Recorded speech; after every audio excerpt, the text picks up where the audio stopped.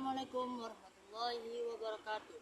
Pada kesempatan kali ini saya, Yusril, Prodi Komunikasi Penyiaran Islam semester 5 akan memaparkan ceramah mengenai ketegasan Umar bin Khattab radhiyallahu anhu dalam rangka memenuhi tugas UAS dari Ibu Martalina MUD, yaitu teknik presentasi efektif. Baiklah, tanpa berlama-lama kita akan memulai ceramah tersebut. Assalamualaikum warahmatullahi wabarakatuh. Segala puji bagi Allah, Tuhan semesta alam, yang telah memberikan rahmat serta karunia-Nya sehingga kita dapat berkumpul di tempat ini dalam keadaan sehat walafiat. Puji dan syukur kita hadirkan kepada Allah Subhanahu wa taala karena telah melimpahkan karunia dan nikmat Islamnya kepada kita, dan juga nikmat sehatnya serta nikmat akal dan nikmat iman yang telah Allah berikan. Tidak lupa pula saya mengucapkan salawat beriringkan salam kepada baginda Rasulullah SAW dengan lafaz Allahumma salli ala Sayyidina Muhammad wa ala ali Sayyidina Muhammad. Ada salah satu sahabat Rasulullah Sallallahu Alaihi Wasallam yang bernama Umar bin Khattab. Pada zaman dahulu sebelum dia memasuki Islam, Umar bin Khattab terkenal keras, tegas terhadap orang-orang yang ingin mengganggunya, bahkan terhadap musuh-musuhnya. Bahkan musuhnya yang pernah menjadi musuh bebuyutan Umar bin Khattab adalah kaum muslimin.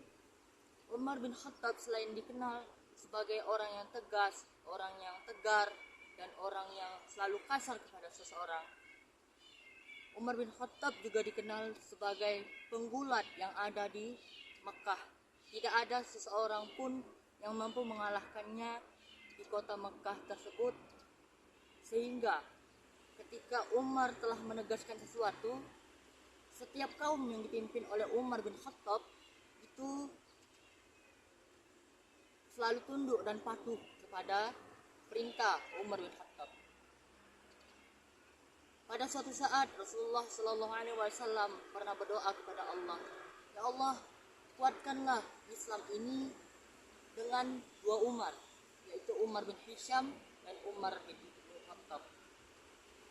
Sehingga setelah lama Rasulullah Shallallahu Alaihi Wasallam berdoa selama 3 tahun lebih lamanya, doa Rasulullah Shallallahu Alaihi Wasallam itu dikabulkan. Ada saat ketika Umar bin Khattab itu ingin berniat membunuh Rasulullah Shallallahu Alaihi Wasallam, tapi hal itu dihadang oleh Hamzah. Hamzah mengatakan, apabila engkau ingin berniat membunuh Muhammad Shallallahu Alaihi Wasallam, maka engkau akan berhadapan dengan diriku dan aku akan menebaskan kepalamu. Namun hal itu didengarkan oleh Rasulullah Sallallahu Alaihi Wasallam. Rasulullah Sallallahu Alaihi Wasallam menyuruh Umar masuk dan mengatakan kepada Umar, ada apa gerangan wahai Umar, engkau ingin menemuiku? Sesungguhnya Islam adalah agama yang benar. Sesungguhnya Allah adalah Tuhan yang satu. Sesungguhnya Allah adalah pemberi kebenaran yang pasti.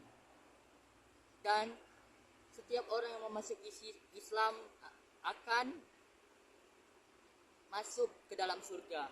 Setiap orang yang memahami Islam, dia akan ditolong oleh Allah Subhanahu wa taala.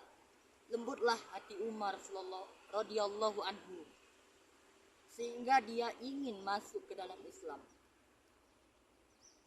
Nah, selain itu, ketika sudah dia mengucapkan kalimat syahadat, Umar bin Khattab itu langsung menyampaikan sebuah lantunan di depan Ka'bah yang menegaskan bahwa dirinya adalah umat muslim, dan siapapun yang akan mengganggu Nabi Muhammad maka berurusan dengan dirinya.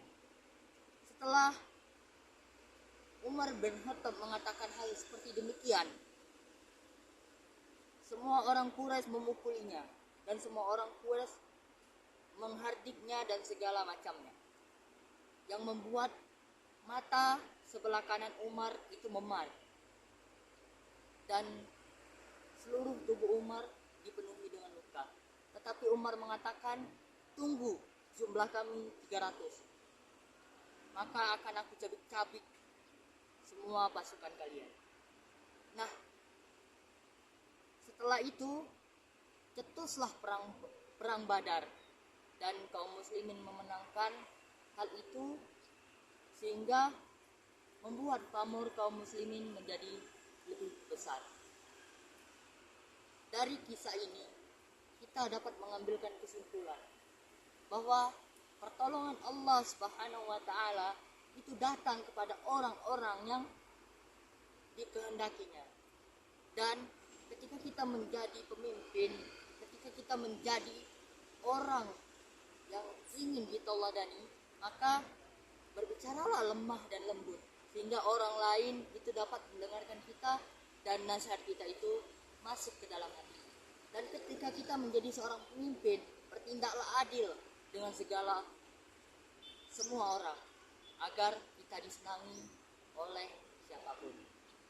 Dan lindungilah saudara muslim dan sayangilah mereka sehingga kerukunan itu terjadi. Sekian dari saya. Wassalamualaikum warahmatullahi wabarakatuh.